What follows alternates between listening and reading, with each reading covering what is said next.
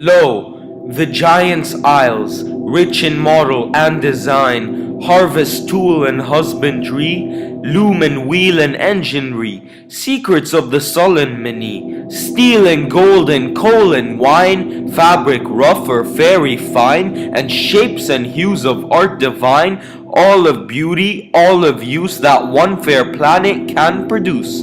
This was written by Alfred Tennyson. Ladies and gentlemen, thank you for joining David Abu Yusuf and myself, Toufiq Shakhshir. We will be explaining section 20.2, Britain Leads the Way, about the British Industrial Revolution. The British Industrial Revolution is usually called the Industrial Revolution. You may be asking yourself, why did it happen in Britain? Who was involved? What caused it? Well, all these questions that I'm assuming you are thinking in your head right now shall be answered. First, enjoy this video summarizing the Industrial Revolution to help you understand what was going on during that time period. What does it take to move a mountain? During the Industrial Revolution, technological and socio-economic mountains were not only moved, but transformed, and the sweeping changes initiated in Britain eventually affected countries all over the world. In the 18th century, domestic peace, economic health, and the availability of critical iron and coal resources in Britain set the stage for change. Ingenuity turned the spinning wheel, a simple craftsperson's tool for hundreds of years, into a time and labor-saving device. It wasn't long before textile and loom factories essentially replaced home spinning and weaving. With the textile industry leading the way, the shift to manufacturing created unprecedented demand for new machines, mechanical components, processed materials, and skilled labor. Transportation systems expanded to keep up with the escalating flow of goods. Cities grew, work became increasingly specialized, mechanized, and urbanized. An agricultural-based economy evolved into an industrial one. The marriage of science and industry produced great changes both at home and abroad. Eli Whitney's cotton gin, 1763. Charles Babbage's mechanical computer, 1834. The first steam carriage, steamship, and steam locomotive. All these inventions emerged within a very fertile 80-year span. And even today, many of the world's mountains are still being moved as the products and processes born of the Industrial Revolution continue to shape and transform our modern lives.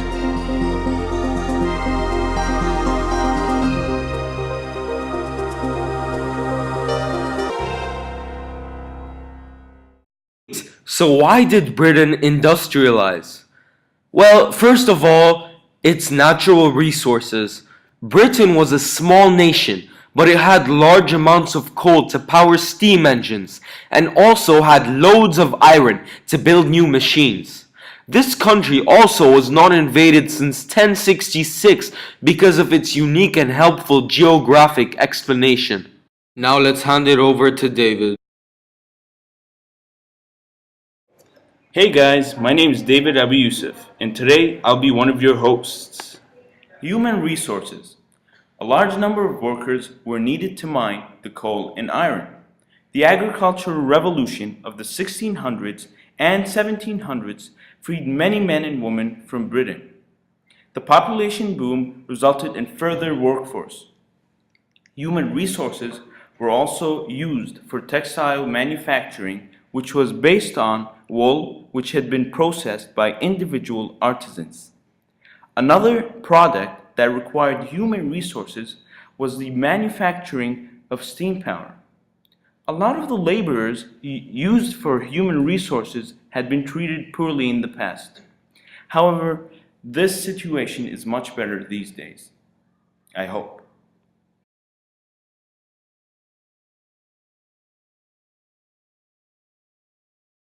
The third reason was new technology. Britain had been the center of the scientific revolution. This revolution looked at the physical world and tried to develop new techniques and devices for managing it.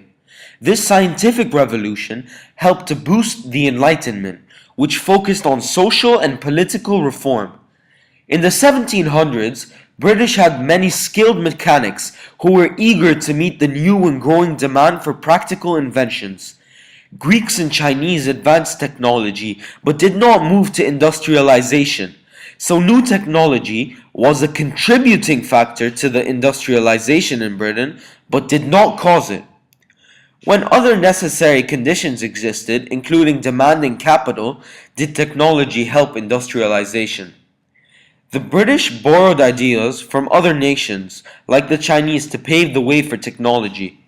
They improved and refined these new inventions, which helped economy grow. The Chinese, however, did not take ideas from nations in Europe, which hampered their economic growth.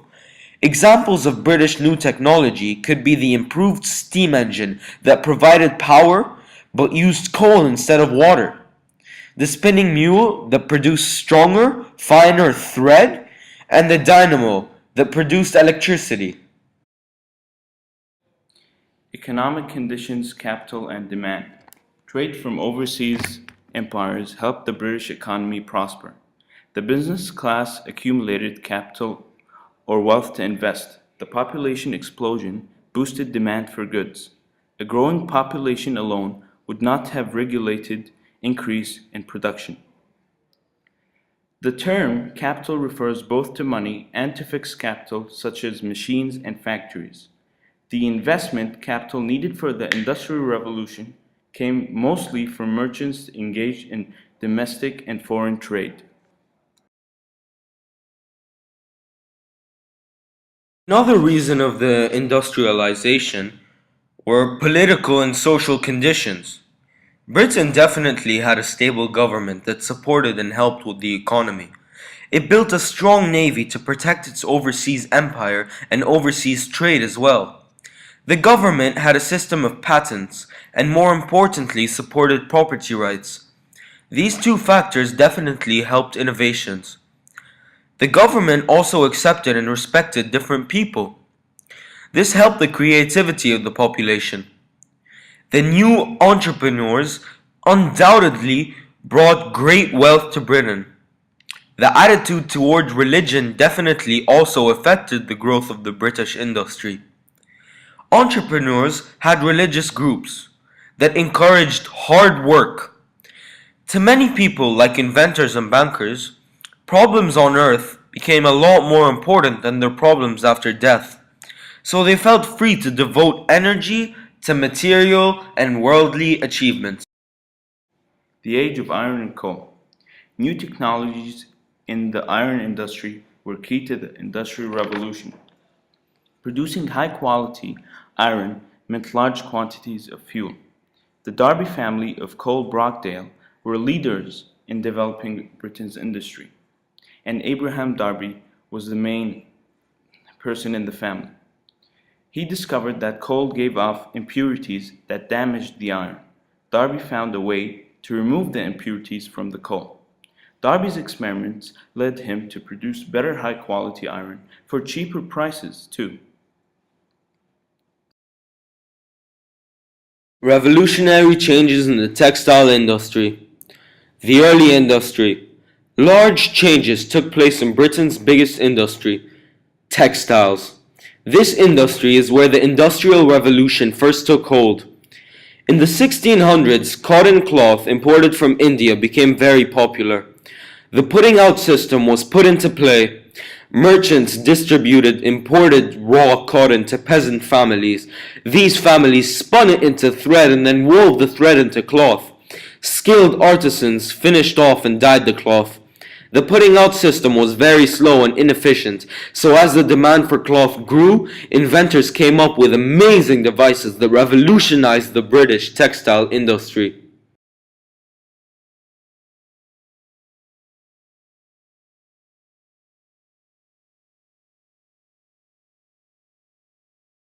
Major inventions. Among the first inventions was John Kay's flying shuttle.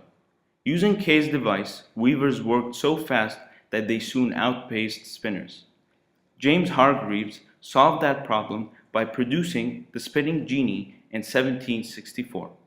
A few years later, Richard Arkwright invented the water frame using water power to speed up spinning stills further. Another great invention was a complete machine for sewing. This had been created by Thomas Saint in 1790. This had finally changed the view of sewing. The first airplane had also been invented in 1903. This had affected the way of traveling greatly, even until The first today. factories. The new machines created were too large to be placed in homes. They were instead put in long sheds near rapid moving streams, which provided water power to run these machines. Later, the machines were powered by steam engines. Factories were large, and at the time, they were sort of amazing. Spinners each day came to work in them. Factories had the advantage of producing more goods, more direct control, and the technology was split up in parts, so it did not have to be understood by all the workers there. On land. The great revolution in transportation, however, was the invention of the steam locomotive. It was this invention that made possible the growth of railroads. In the early 1800s, pioneers like George Stephenson developed steam-powered locomotives to pull carriages along railways. In the following decades, railroads got faster and railroad building boomed. By 1870, rail lines crisscrossed Britain, Europe, and Eastern North America. Transport had changed very quickly in the periods of 1700s till 1900s as a result of an increased need for better methods of moving goods and new technologies. The changes came in several stages. First, roads were improved, then canals were built, and finally, the railway was developed. Each had an impact upon life in the country. On sea, other inventors used steam power to improve shipping. Scottish builders created the first paddle wheel steamboats designed to pull barges along canals. In 1807, an American inventor, Robert Fulton, had the fastest speed of a steamboat along the Hudson River, along 5 miles an hour. Designing steamships for long ocean voyages was very difficult. The coal needed for the voyage took up most of the cargo space. But in the 1800s, steam-powered ships were carrying 10 to 20 times the older wooden ships. Looking ahead, as the Industrial Revolution got underway, it triggered a chain reaction. In response to growing demand, inventors developed machines that controlled production and large quantities of goods more efficiently. Lower prices made goods more affordable, which created more consumers who further fed the demand for goods. The Industrial Revolution did more than change the way of goods were made. It affected people's whole way of life. In 1800s, a tidal wave of economic and social changes swept the industrializing nations of the world. Thank you for listening to David and myself. Hopefully, you gained some insightful information about the Industrial Revolution in Britain. Till next time, peace. Alright, now look, it's the 18th century, and things just haven't changed much. But listen to this real quick. With so many problems in the world today, it's kinda hard, F-A-R-M-ing, okay? No time to play sports or sit back. No time to watch shows or spit raps. When farm technology improved, farmland gave us more food. Cool. What should we do with this extra food? Let's make babies and feed it to them with a spoon. So the population boom, doubling in Europe and then doubling again soon. With more kids, we need more clothes. We can't stitch those by hand, oh no. I built a mill with machines that sew. Textile industry is looming, yo. James Watt had a dream these machines would work better on steam. So we've seen more steam, more coal, more More slums, more smoke, less time, less space. Life is less slow, more middle class, more time for lamping. More lamps, and I don't mean the kind for camping. Whoa, I'm sending out a SOS, I can't help myself. I got a brand new Morse code. Telegraphs like sending a text. So wave bye-bye to the Pony Express. See ya. We chase the industrial dream, where power moves from man's hands to machines. Combustion, electricity and steam, a new socio-economic regime. We chase the industrial dream, where power moves from man's hands to machines. Combustion, electricity and